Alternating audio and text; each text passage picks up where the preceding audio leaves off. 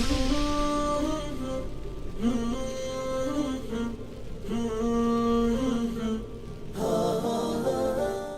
alhamdulillah, wa salatu wassalamu ala rasulillah wa ala alihi wa sahbihi wa man walah.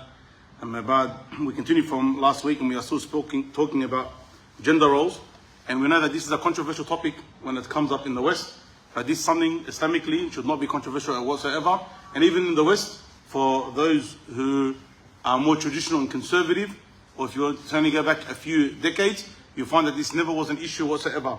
Even 10 years ago, 20 years ago, this wasn't an issue whatsoever. But because of certain agendas, this matter gets pushed more and more. And it's very important for us to understand where concepts come from. And it's not just a matter of understanding that something exists, but to understand it properly, you need to understand where it comes from. We as Muslims, for example, the woman needs to cover. The woman needs to wear hijab. Why does the woman need to wear hijab? If it's just a matter of covering itself, maybe you can find a problem with it. But if you understand why Islam wants the woman to wear hijab, okay, now you understand that it makes sense.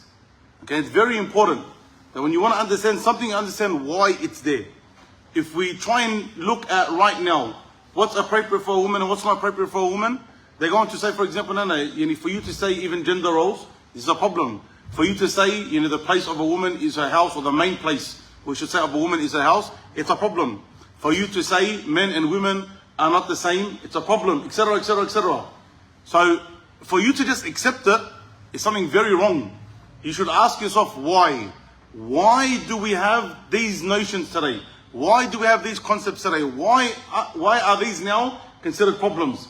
And if you were to look at what they are pushing, their agenda, there's no religion, there's no science, there's no history, there's no reality, there's no logic, there's none of that. It's literally a concept that they've made.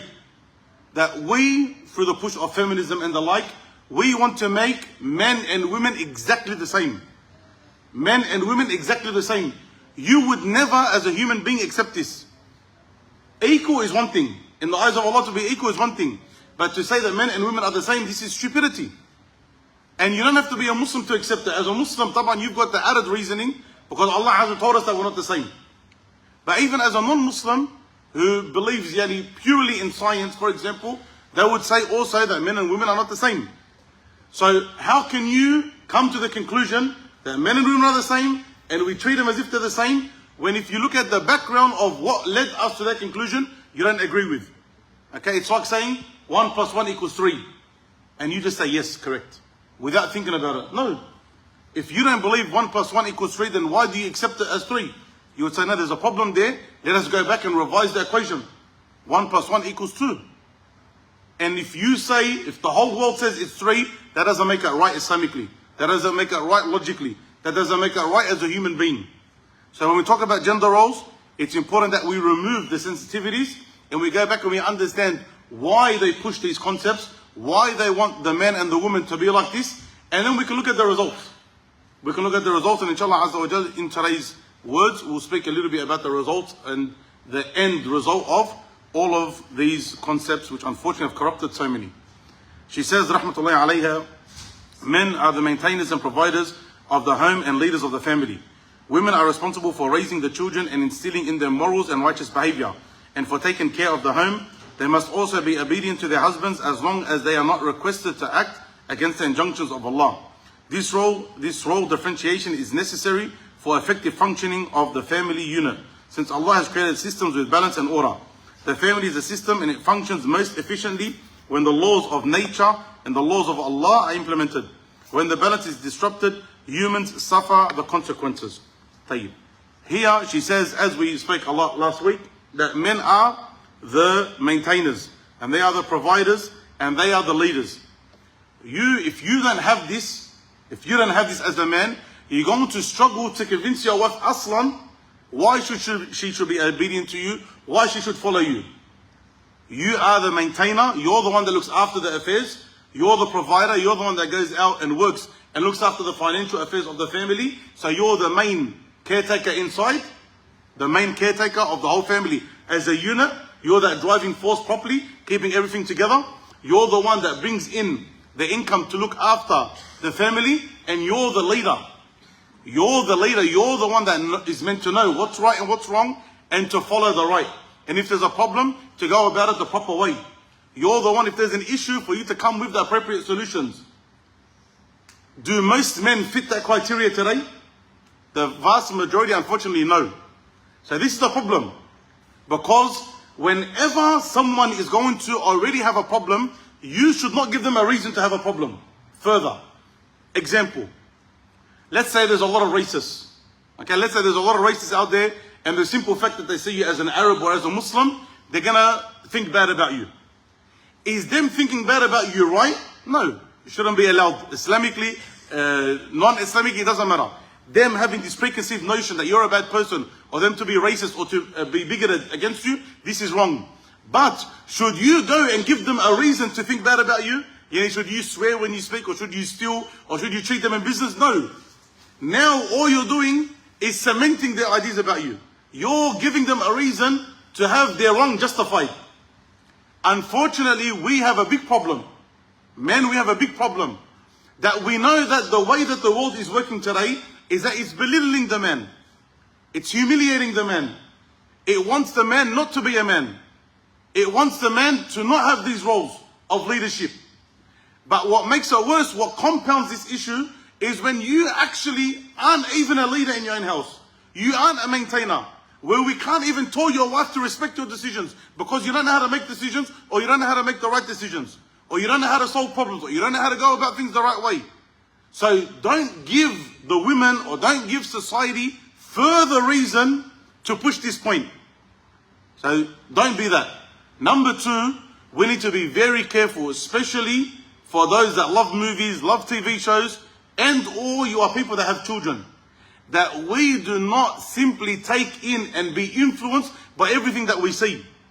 Every movie nowadays, every single movie, every single show, who's the hero in it? The man or the woman? The woman.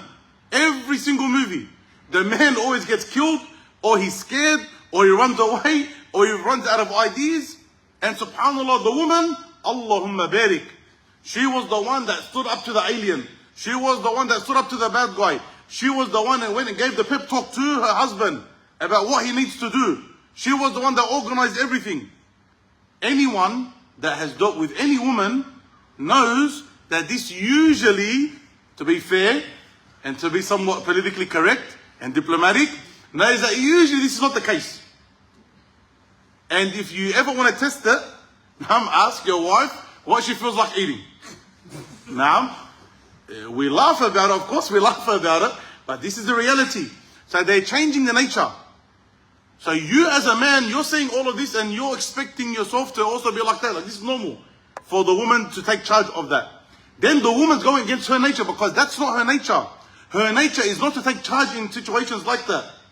So now you've become belittled, and now she's become this big person. But what ends up happening when you come and apply that to real life, it's not that type of person. That's not how that person functions. That's not their nature. So they can't uphold that reality. So when you come to implement it, very quickly you find everything falls apart. Because it wasn't built for that. Take now, for example, Toyota Camry. Beautiful car when you drive it on the road. Take it off-roading, I probably guarantee you, I wouldn't put my house on it, but I probably would guarantee you that for the first couple of times, your Toyota Camry automatic will be fine. But when you start to get to 10, 15 times off-road properly, I can guarantee you 100%, you're going to start finding a lot of problems with your Toyota Camry. Why? Because that's not what it was built for. You want a car that was built for off-roading to go off-roading. What do you think happens when we try and go against our nature? The exact same thing. Once or twice, it slides, it's okay. But then when that becomes the norm, year after year after year after year after year, the man is no longer a man, and the woman is no longer a woman. Their roles have changed. It doesn't last. And you find massive problems. Massive problems in the marriage problems with the husband, massive problems with the wife, and the biggest problem is with the children. The biggest problem is with the children. So we cannot afford to allow ourselves to be influenced by that, or for our children to be influenced by that. And that's where you as a man need to stop making excuses as to why your household is corrupt. We always hear it. Akhi, it's her friends, it's the telephone, it's the school, it's the society. Whatever the excuse you're going to give, mate, you're the leader, you're the captain of the ship, you're the solver of the problems. You're meant to be the one from the beginning who's meant to say, okay, this is going to be a problem, this is how we're going to solve it in the best possible manner. You don't sit by as a bystander or as a passenger and let the ship crash, let the car crash, let everything sink. No, because that's going to affect you. That's going to affect your kids. You need to do your best to make sure that you maintain that household and you solve the problems. We're letting our kids watch shows that, again, the guy becomes like the biggest weakling. And the girl, mashallah, she's the superhero. What do you think is going to happen when they want to get married? We're letting our kids watch shows where the man is so feminine and the women are so manly, even the way that they dress, the way that they talk. We're letting our kids watch shows where the boys have no skills. They're not fighters, they're not hunters, they're not builders, they're none of that. The girls can't hear. That's not good. That's probably actually, you know, maybe it is good. Allahu Alam. Could they hear the salah? I think they said not properly. They can't hear properly. You again. Ibrahim. Get that microphone, please. Tell them they can watch it after, inshallah. And that way we know no one's going to be waiting for us to assess something else. Did you get that microphone, the one that was up here, Ibrahim? That's all right. Can you ask him if it's better now? We use 2 microphones. Stay. See how nice we are? The sisters ask and we give, alhamdulillah. For you as a man, that's your role. Your role is to ensure that you correct the problems that you see arising, especially with your children. What they're taught in schools, so they talk about, for example, toxic masculinity, and they make the guy feel like your aggression is a big problem. And for you to want to assert yourself, this is a big problem. No. They want the man, it's okay to cry. There's nothing wrong with opening up and being vulnerable. We don't want the extreme of either. That's what they're pushing.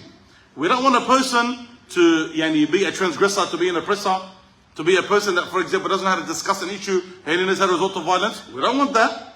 But at the same time, we don't want a person with extreme anxiety that's too scared to face the world, that's too scared to talk about anything. We don't want that at all. But this is what they're pushing. So your role as a father is to make sure that you are involved in the upbringing of your children so that inshallah Azza wa Jal, that doesn't happen. And regarding the wife, don't wait until you're 5-10 years into marriage where the problems are that bad and now you want to try and solve it. Please make sure you speak about this before you get married. And if you didn't and you're already married, speak about it as soon as possible. What you expect from each other and the like. That one's shocking. He said that's working now, alhamdulillah. They can't hear as well? Even now? Well, AZ has done a good one on us, alhamdulillah. Maybe there's a problem with the...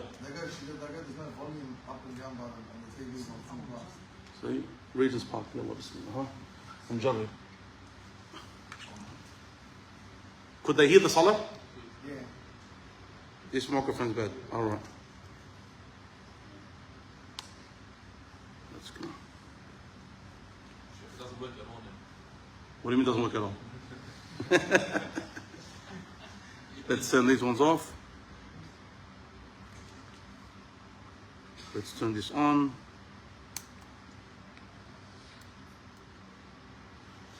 Press the bottom, top left.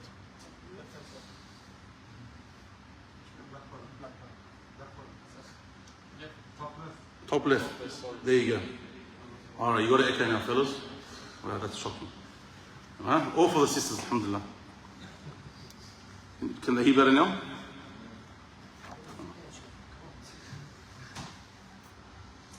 Take it off. Take this off.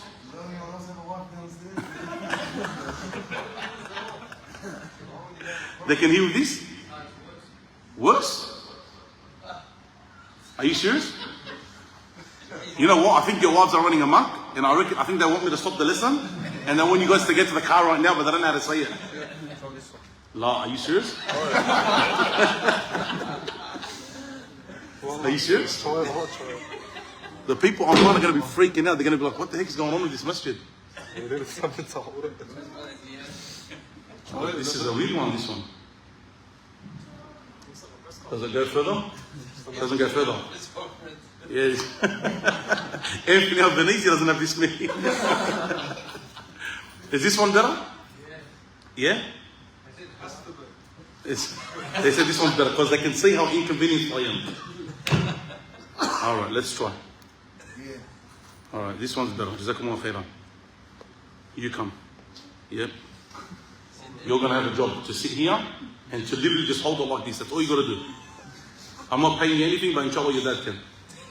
Yeah, huh? Or you'll hold it like that. Good man, Allahumma barik. Tayyib. While this concept of traditional gender roles is also found in other world religions and cultural groups, the trend or even norm in many areas of the world is toward the elimination of such a distinct differentiation. In the West in particular, there has been an attempt to replace these traditional roles with the concept of equality or sameness. Women have been encouraged to participate equally with men in all aspects of life, and the role of motherhood is viewed as less valuable than a career outside the home. This phenomenon is occurring even in Muslim countries. Muslims should be aware and cautious of the attempts being made to disrupt the traditional gender roles ordained by Allah. This is very important. When it comes to globalization, and this microphone is absolutely disgusting. I hate my own voice on this. When it comes to gender roles, because of globalization, we feel, because the marketing is so strong, that this is the only way that the world knows. Whereas if you were to go to the vast majority of countries on earth, it is clear. A man is a man and a woman is a woman.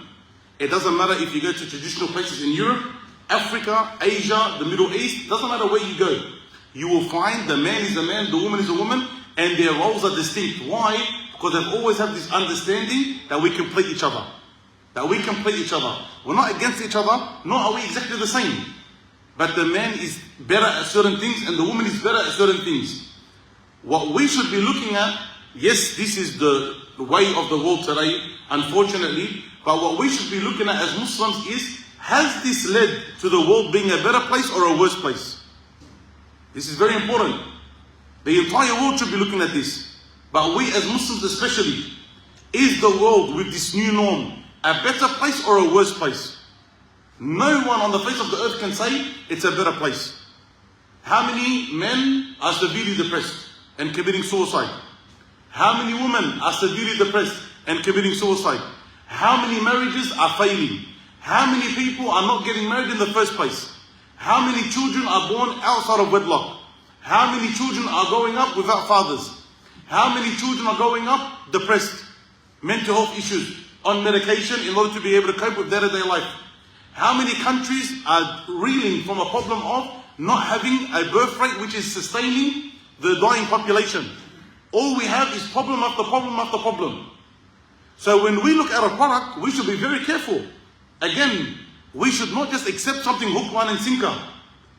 The Prophet ﷺ told us, Al-Mu'min, fatinun kayyis. The believer, he's smart, he's intellectual. If you have, for example, a car company now, let's say there's a new car company, we're going to call it Orange Bottle. This new car company, Orange Bottle, it spends billions of dollars talking about how amazing its product is. The car looks amazing. Its promises are amazing. But everywhere you look, there are problems with this car. Everyone that bought the car tells you don't buy it, it's a lemon. Everyone that buys it tells you of mechanical problems. You look at reviews and there's a million reviews talking about how bad the car is. Would you as a smart person buy into the marketing? You wouldn't. Who buys into the marketing? A foolish person. If you've seen the marketing and you looked at the reality and you knew it's bad, and your brother or your sister or your cousin or your relative or your friend wanted to go buy and say, no, but their marketing is bad. You say, are you dumb? You know that it's bad and you're just going to go off the marketing? This is stupidity, it's not smart. But we've done that, we've accepted that with modern Western philosophy and lifestyle and civilization. We've done that. Whatever they told us is good, we've simply accepted. We've accepted it with no problems. Even when you break down, it's not just about marriage that we've accepted, even foods. And even the diet that was sent from certain regions to the rest of the world, we've accepted things like processed food and the like, high amount of sugar, high amount of sodium, now with all the chemicals, the amount of corn products that we have in our food, we've simply accepted it. Wallah, it tastes nice, it looks good, it's all in the movies, I want it, it's addictive, etc., etc., etc. All of these things has absolutely destroyed health. It's destroyed people's health. It's made some people unable to carry children, to bear children. It's increased the rate of miscarriage. It's proven to cause cancer. We see the results, but we've just accepted the marketing that this is how we should live, this is how it is, this is what's convenient. We as human beings shouldn't be like that. As Muslims, 100% we shouldn't be like that. We should look at what is causing all of this, who's pushing all of this, and what results does it produce. And if we see that it produces bad results, we shouldn't follow it. This is the norm, that men have certain roles, women have certain roles. And no one can deny, religiously or historically, culturally, scientifically, however you want to decide it, however you want to judge it, no one can deny that the woman is most suited to raising the children. And the women need their mothers. Their father, yes, he's the overlooker, he's the overseer. But the initial nurturing, especially in the earlier years, no one is better at that than the women. Unfortunately, nowadays, we've belittled that. We've belittled that, and we've accepted that it's something dishonorable for a woman to say that she wants to be a full-time mother, or she wants to be a mother when she's young, or her goal in life is to be a housewife. We've looked at that and we've made that woman dumb and stupid, and we've belittled her. We've humiliated her. How many women, that's their dream, that's their desire. I want to get married young, and I want to have children, and I want to do the best for my children. And if she says that, she gets belittled by the closest of people to her. Nowadays, even her own parents. Wallah, this is something extremely sad. Worse than that is when you have a husband that says, no, I don't want my wife to sit at home. Let her go work. Let her go work. For what reason? Since she's there, I might as well make money. Might as well make money. We can go buy a house. She can share the bills. We can save. We can go on holidays. We can live luxuriously. She wants to stay at home. You're like, no, I don't want a woman that stays at home. Yeah, subhanAllah. Again, we've just accepted things hook, line and sinker without understanding where it came from or what the negative effects are. She says, rahmatullahi alayha, regarding the honorable role of motherhood.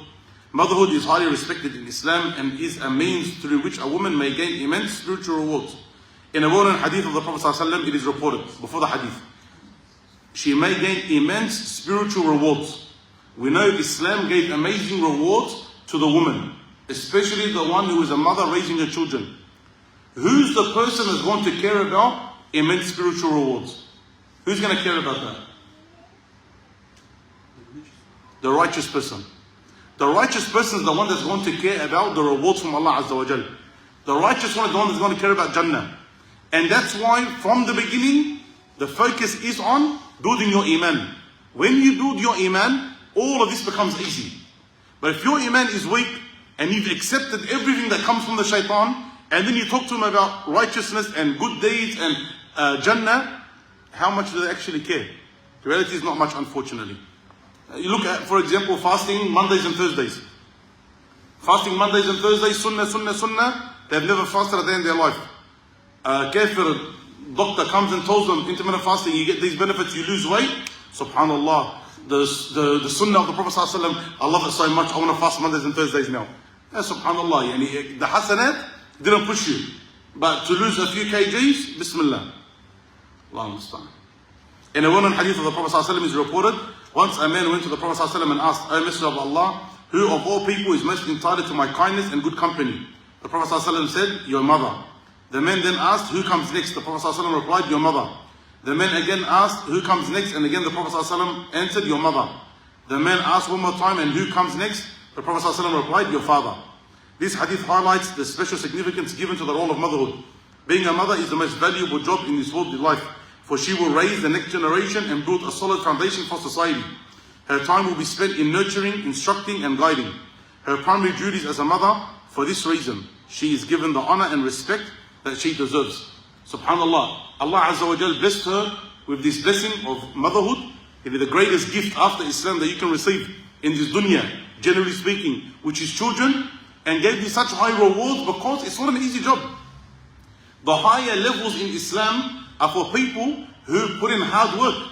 That's why, for example, the ulama have such a high status. The mujahideen have such a high status. Those who give Allah in sadaqah have such a high status. Why? Because they sacrifice so much for the sake of Allah subhanahu wa ta'ala. Mothers, they have this high status in Islam. Why? Because of the effort that is required for you to raise your children properly. It's not easy. It is hard. But that's why you have that status. SubhanAllah, nowadays, it's so foreign.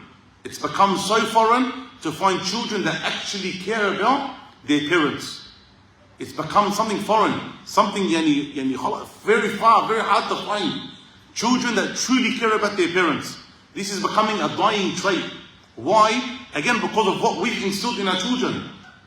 When you're a mother and you spend so much time with your children, it doesn't go unnoticed.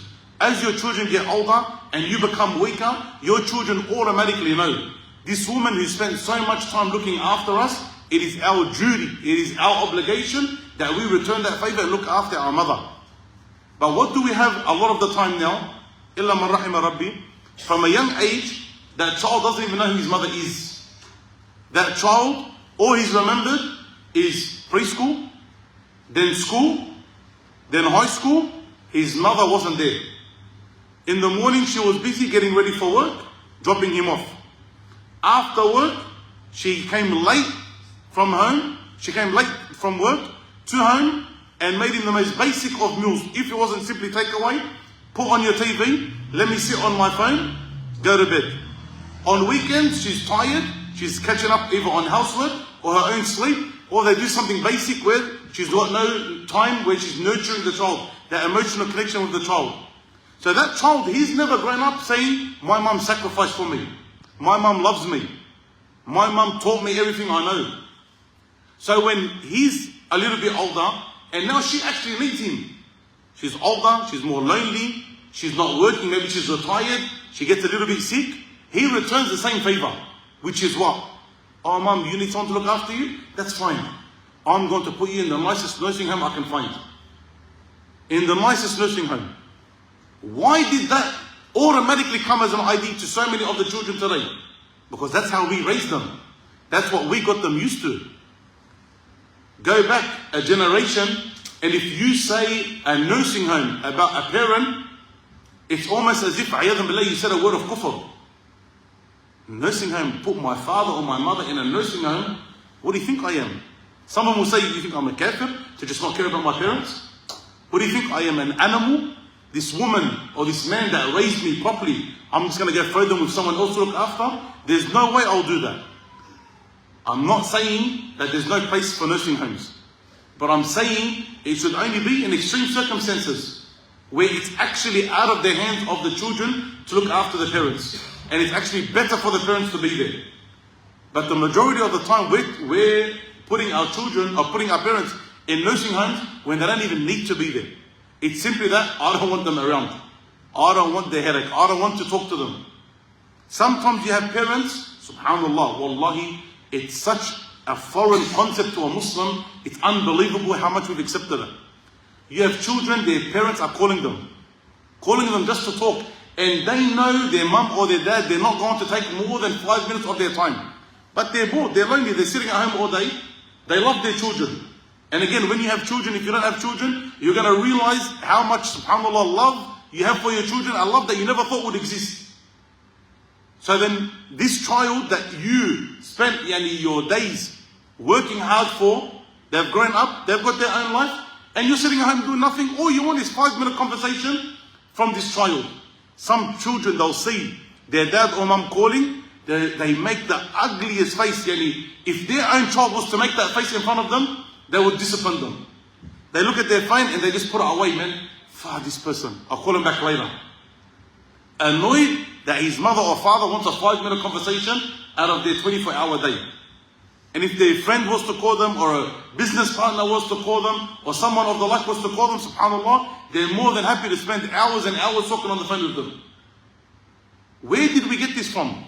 Because from a young age, unfortunately, we instilled wrong things in our children. We didn't give the children the time that they deserve, the nurturing that they deserve, so they never actually built that love for us as parents. Then we allowed our children to be inundated with movies and shows where that's how these children treat the parents. The parents call them, I don't want to listen, I'm going to ignore. The parents say do something, I don't want to do it. The parents call them in the movie, they hang up. We let our children think that that's normal. Allah Azza wa Jal gave you such a high reward for being a parent because it's a hard job. If you want to take shortcuts, then you lose out on that reward. Allah musta'an. Allah has created this role specifically for women as part of His mercy. Allah's Messenger sallallahu alaihi wasallam said, Allah created on the same day when He created the heavens and the earth 100 parts of mercy. Every part of mercy is like the distance between the heavens and the earth. And He, out of His mercy, endowed one part to the earth, and it is because of this part that the mother shows affection to her child. For this purpose, Allah has conferred upon women the unique qualities and characteristics necessary for effectual fulfillment of this role. Women tend to be more nurturing, compassionate, sensitive, and patient. All qualities needed to create a warm, loving, and peaceful atmosphere within the home. It is from Allah's mercy that the woman is created the way that she's created. That's from the mercy of Allah subhanahu wa ta'ala. The woman needs that. She's more emotional, she's more sensitive, she's more caring, she's more loving, etc., etc., etc. Because that's what the children need. That's what they need, especially at that young age. The children need that. Allah Azza wa Jal made you as a man more rational. Your child does something wrong, you're more thinking about how do I solve that problem. Okay, how many times have we said, and it's a joke, but it's a reality. It's funny, sorry, it's not a joke as in a lie. It's funny, but it's a reality. How many times has your wife come to you complaining about a problem? The first thing in your mind is to give a solution. And then she gets off at you. She's like, no, I don't want your solution.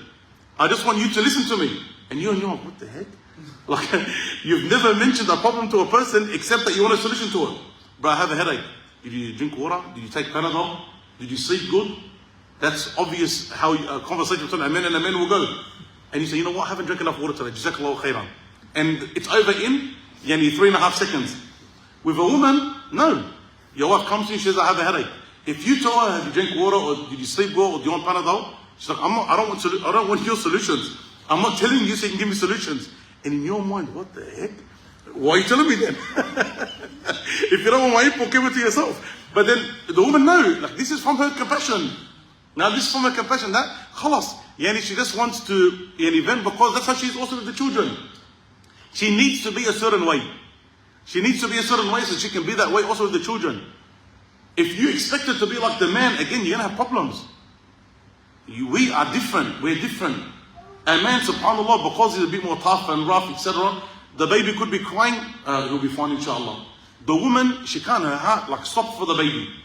When you're sleeping, subhanAllah, your baby just creaks in the bed, your wife can wake up. That's from her compassion. She cares more. No, the baby's not crying, that's fine. What's the issue? We're different. Okay, we're different, and the child needs that, especially at the early age. So when you see your wife a particular way, don't freak out.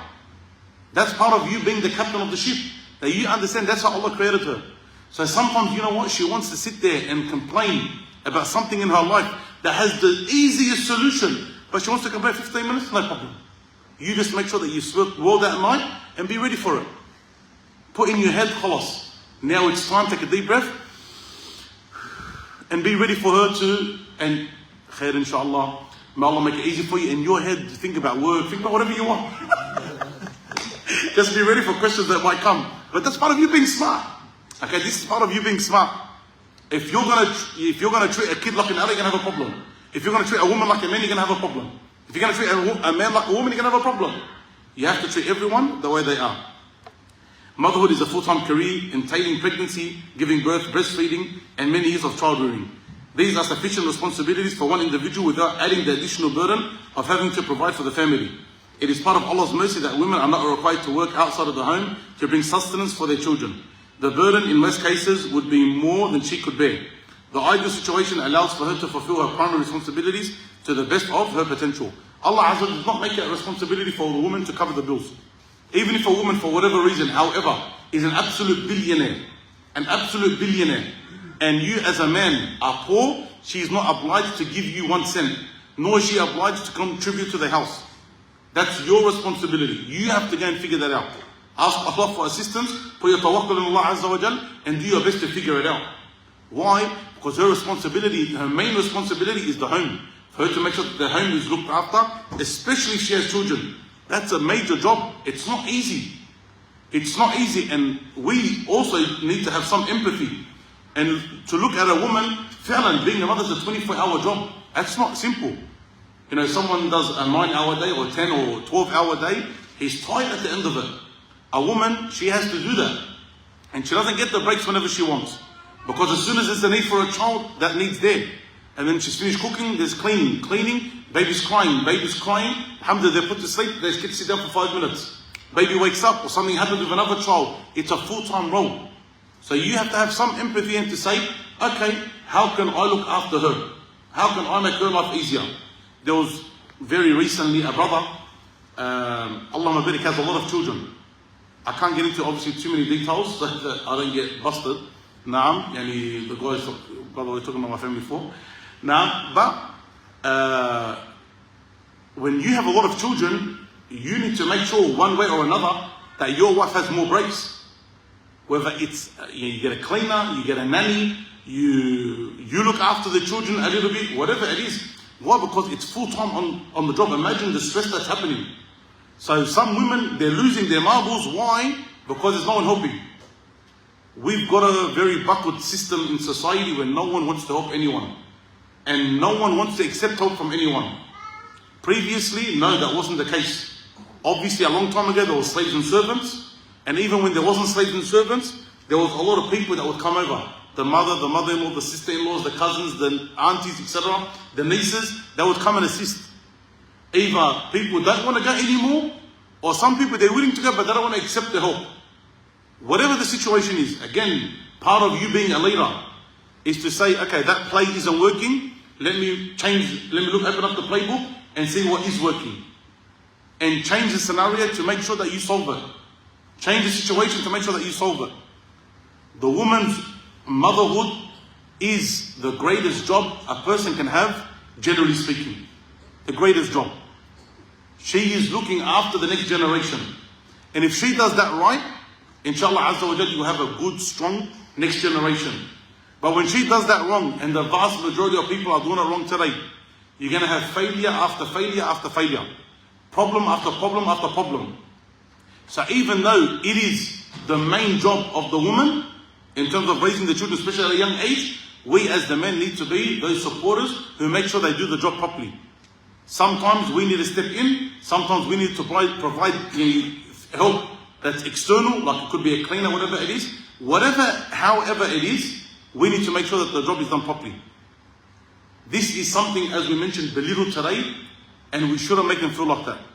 We as parents need to make sure that we instill in our daughters that being a mother is an amazing thing. Being a wife is an amazing thing. It's an amazing role. And that begins all the way from the beginning of connecting their hearts to Allah and connecting their hearts to Islam. If that's there, then they'll understand the virtues that I mentioned in the Quran and Sunnah towards the parents, especially the mother. And they'll appreciate their role. They'll understand how important their role is. But if we just leave things the way they are now, status quo, there's going to be no value. There's no value to being a mother. Being a mother now is actually a burden. It wrecks your body. It takes from your money. It takes from your time. And there's no good profit return at the end of it. What's the point of being a parent? You don't get anything out of it. Your kids grow up, they get married, they go live their own lives, and they forget you and they neglect you. Why? Because the whole understanding is wrong. We want to change that system. We want to change that system. They're not going to get taught it in schools.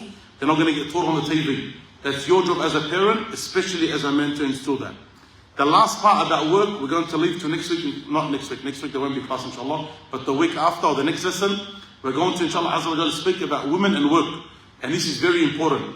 But just to give like a dot of an introduction to it, women and working, Islam doesn't say that a woman working is haram. As long as the guidelines are there, and we can speak more specifically in the next lesson inshallah, as long as the guidelines are there, that's the most important part. But what we will say, especially if she's a mother, is that you going to work and then coming back home to look after your children, most of the time is going to cause you too much stress. So it's not just the halal and haram aspect that we look at, but on top of that, how good can you do your job, not just at work but also at home.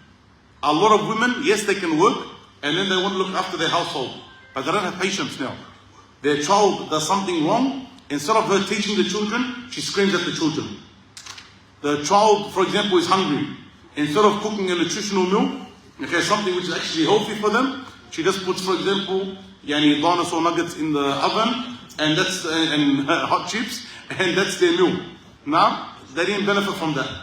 Now, instead of sitting down and educating the children and listening to their stories and fulfilling their emotional needs, you're having a nap because you're too tired after work. So, we're not saying it's haram, but everything has consequences, positive or negative. And we need to weigh up what is more important and can we actually fulfill the role, especially if we don't need to. If a woman doesn't need to work, my advice is use the time that the kids are at school to relax. Look after yourself, you be happy, so that when the kids do come home, you're actually ready to look after them the best you possibly can. And we'll get into more details about that in the next lesson, inshallah. Jazakumullah khairan to, what's your name, Amma? Yunus. Jazakumullah khairan to Yunus. Everyone make dua for him. May Allah Azza wa bless you with a righteous, beautiful wife and righteous healthy offspring. Say Ameen. I think your dad thinks so. He said Abu Yunus. هذا والله أعلم. صلى الله عليه وسلم محمد وعلى آله وصحبه أجمعين.